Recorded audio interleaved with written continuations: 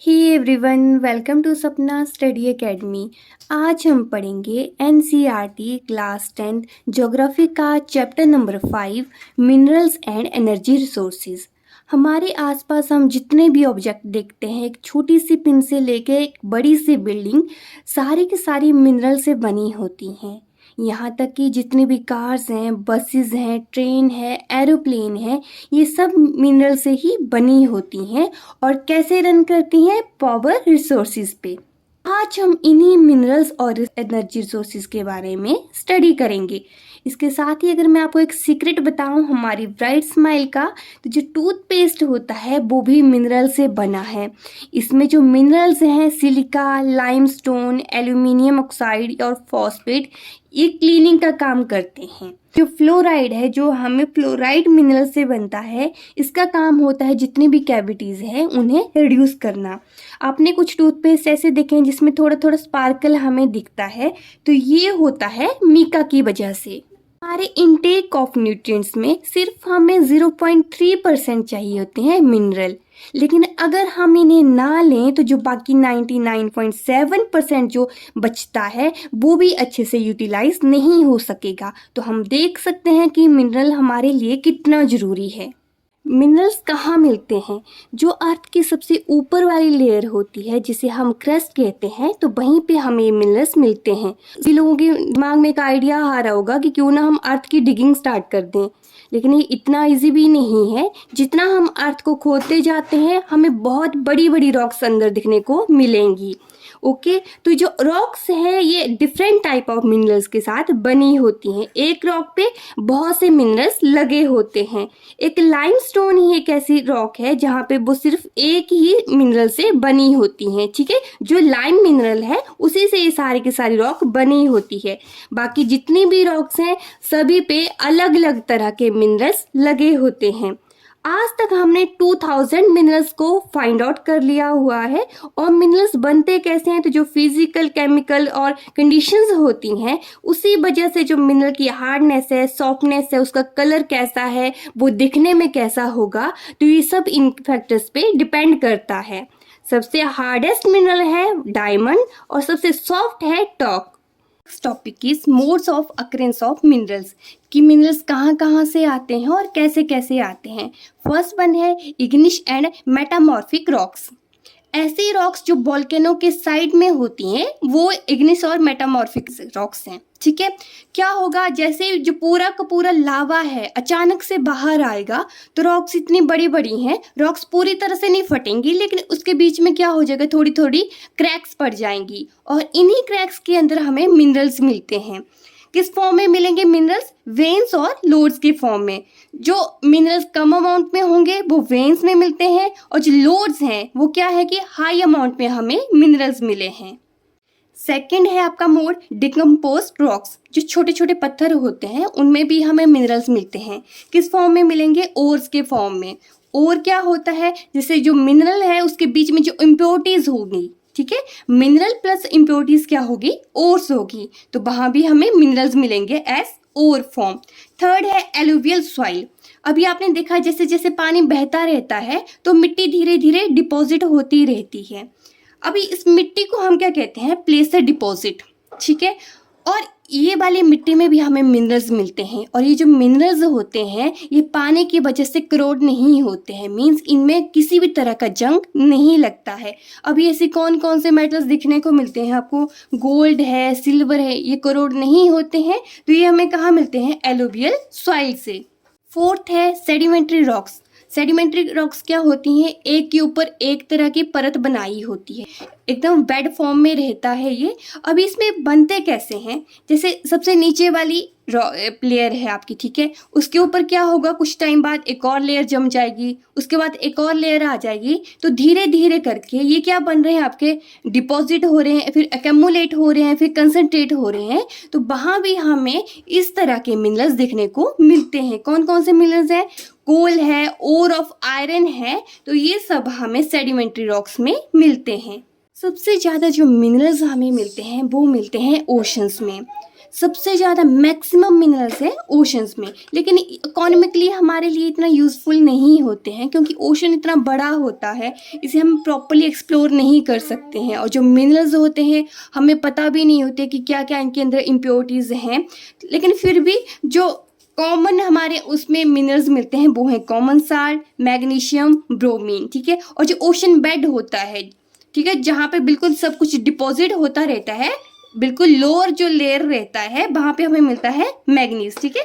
पूरी जो परत रहती है ओशंस की, ठीक है, उसके ऊपर पानी है, नीचे परत है, तो इसे हम क्या कहते हैं, ओशन बेड कहते हैं। और इन्हें यहाँ पे हमें मिलता है मैग्नीज। तो इंडिया में क्या होता है कि जितने भी मिनरल्स हैं अनइवनली डिस्ट्रीब्यूट होते हैं, कहीं पे ज़्यादा होंगे, कहीं पे कम होंगे। और जो पेनिनसुलर रॉक्स होती हैं उसमें सबसे ज़्यादा मिनरल्स हमें देखने को मिलते हैं, वो हैं कोल, मेटालिक मिनरल्स और मिका। गुजरात और असम में हमें देखने को मिलते हैं पेट्रोलियम डिपॉजिट्स, और राजस्थान में हमें देखने को मिलेगा नॉन फेरस मिनरल्स।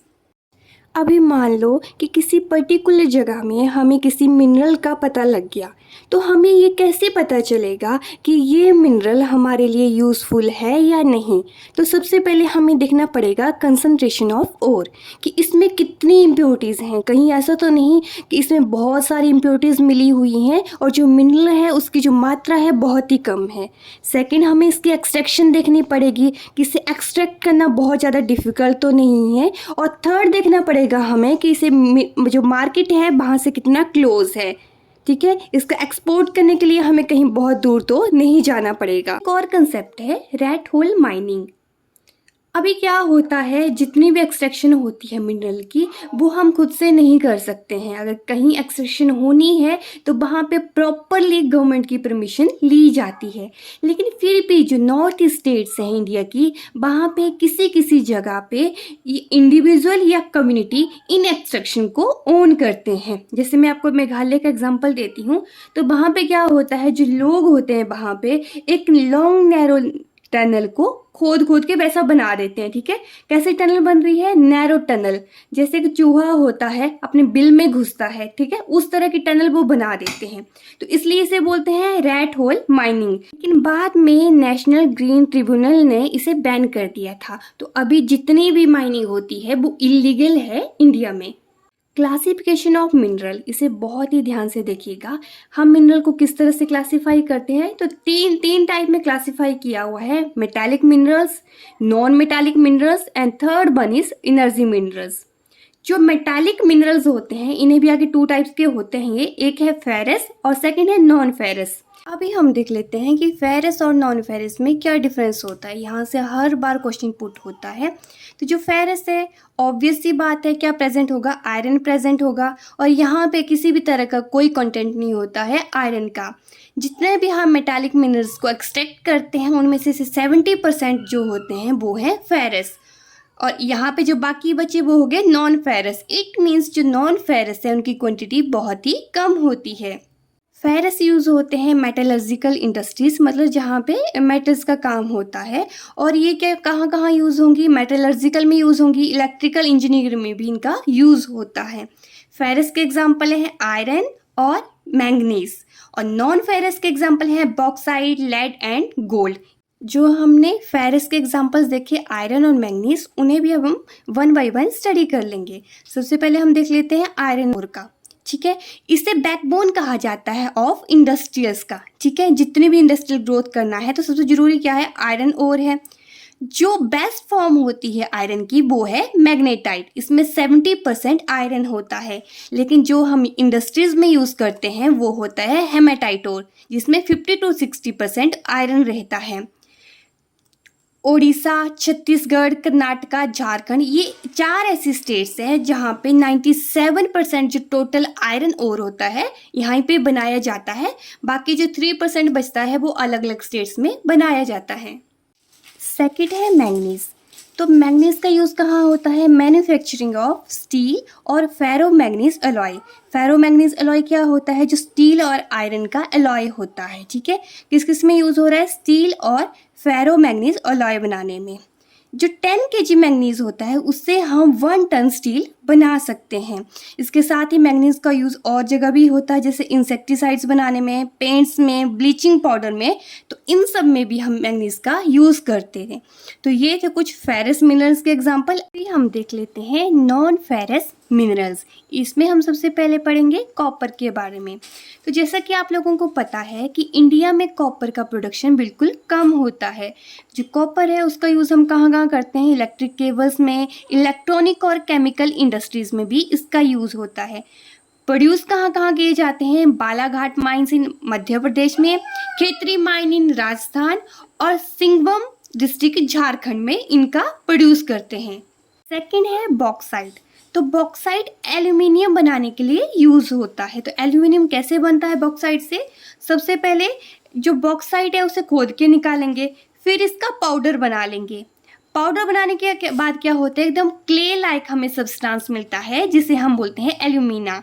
और एल्यूमिना को फिर हम एल्यूमिनियम में कन्वर्ट करते हैं बाय मेल्टिंग। इसे पिघला के हम क्या बना देंगे, एल्यूमिनियम। ठीक है, सबसे पहले क्या करेंगे, बॉक्साइट को डिग करेंगे, फिर उसका पाउडर बनाएंगे, फिर जो क्ले बनेगी उसे हम बोलते हैं एल्यूमिना, और फिर हम पिघला के बनाते हैं एल्यूमिनियम। ठीक है, जितने भी एरोप्लेन्स होते हैं, रॉकेट होते हैं, एकदम उन्हें हल्का बनाने के लिए हम इन्हें एल्यूमिनियम का यूज़ करते हैं।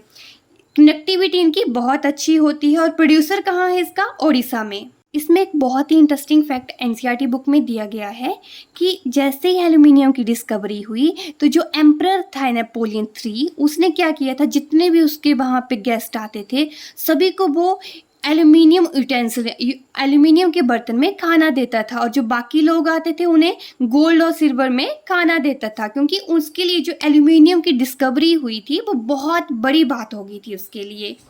अभी हम पढ़ लेते हैं नॉन मेटालिक के। ठीक है, अभी हमने मेटालिक मिनरल्स को ख़त्म किया, अभी हम नॉन मेटालिक को पढ़ते हैं। इसमें हम पढ़ेंगे मीका और लाइमस्टोन के बारे में।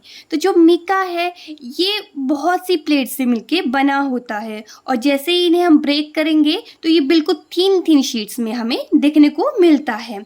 यह बहुत अच्छा रेजिस्टर होता है क्योंकि ये एकदम से इंसुलेटर होता है, अच्छे से इलेक्ट्रिसिटी को कंडक्ट नहीं करेगा, जिसे हम इंसुलेटर कहते हैं। तो ये हाई वोल्टेज को भी अच्छे से रजिस्ट कर लेता है। अभी अच्छा रजिस्टर है तो इसका यूज़ करते हैं हम इलेक्ट्रॉनिक इंडस्ट्री में।